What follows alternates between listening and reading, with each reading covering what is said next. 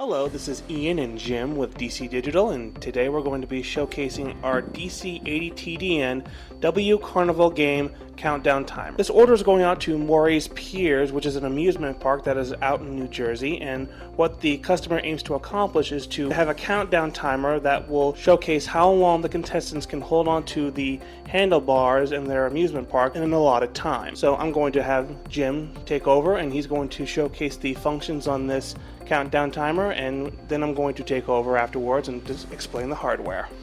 Yeah, this is going to their hangman game. It is a bar that they hang on to, and they get as prize if they can hold on to it for 2 minutes or longer. I'm assuming, but 2 minutes is the prize money. But what they've had us do is set it up so that they have redundant controls. As you can see, we have a wired controls. There are 3-button control, so you got the start, stop, reset and start controls, and they are redundant on the wireless. And this is a RF wireless controller, and its range is up to 1,500 feet. And we have tested this in outdoors as 1,500 feet. Channel 53, and it's a 9-volt RF, 9-volt powered RF controller. This is a 3-button environmentally sealed push button switch box with 25-footed cable. I'm just going to go ahead and demonstrate the functions, and I'll start it with the wireless. So that's start, stop, and we have it preset to 2 minutes, but we could set it up to 99 minutes and 59 seconds.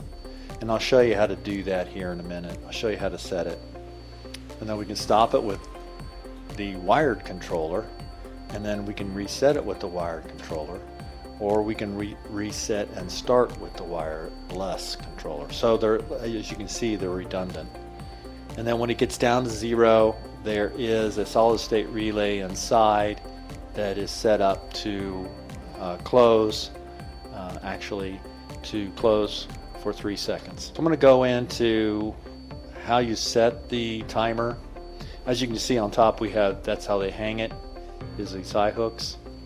But I'm going to go ahead and show you this. There's the same environmentally sealed push buttons on the bottom, and I'm going to go ahead and stop it. I'm going to put it in, I'm going to go ahead and reset it.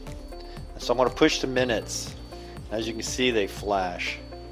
And then you've got 10 seconds to set it. Now, it's 10 seconds from the last time you've pushed the button.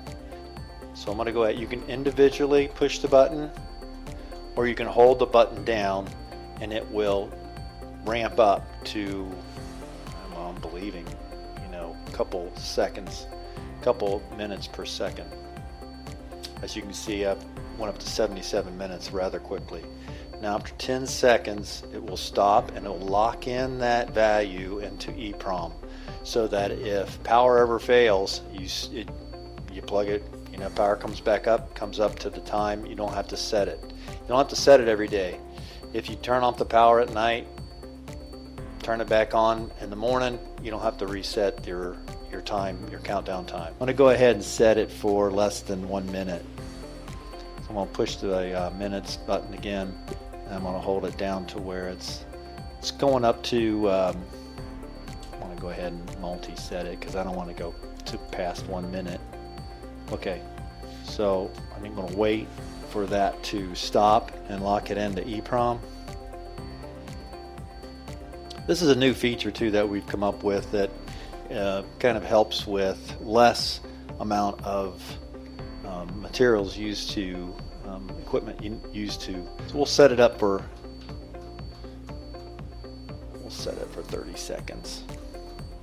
And this has the same functionality. If you hold the button in, it would ramp up to the 2 push buttons. Putting it into EEPROM lessens the amount of equipment needed to set the timer. You don't need a backup battery. You don't need some circuitry that we've had in the past. It's a new feature that our engineers come up with. So right now we've got 30 seconds on there. I'm just going to go ahead and show you that the counts down and the 3-second light and also buzz at the end of period. So and as you can see, we also incorporated the shift digit into it, so the seconds moved over, and you see the tenths, hundredths, and it's counting down, and it's giving a little bit more drama into the situation, the game. I guess that's what they're using it for. And we'll let it get down to the last end of period there. All your control wiring is off to the left. And then that's your 3-second in the period. And then of course it goes back to the time that you set into it. So quickly going over the hardware aspect of this model, its enclosure is an aluminum tough IP66 rated waterproof casing that is also fingerprint and dust resistant. Its display size is 8 inches that can be viewed up to a total of 400 feet away, and it is broken up into 7 segments via 0.5mm red LEDs. The number of digits it has is 4 digits that can count down from a grand total of 99 minutes and 59 seconds. Its power type is a junction box with pigtails that have 100 to 240 VAC wires. For mounting, we have our 2 rings on the top of the enclosure on the left and right side at the top of the enclosure. We have our SWRM-SS 3 green, red, and black stainless steel push button remote control that is wired directly into the enclosure via the junction box on the left side. And we also have a WRC3T wireless remote controller that is redundant off of the wired remote controller. It has a start and stop function. It also has a reset to start, and it has a reset to set function as well. The same thing goes to the wired controller as well. It also has an EEPROM memory that saves the countdown time. And lastly, we also have an end of period relay that goes off for 3 seconds once the timer reaches 0. So again, this is Ian and Jim with DC Digital, demonstrating our DC-80T-DN-W Carnival game countdown timer with a wired and wireless remote controller. Thanks for watching.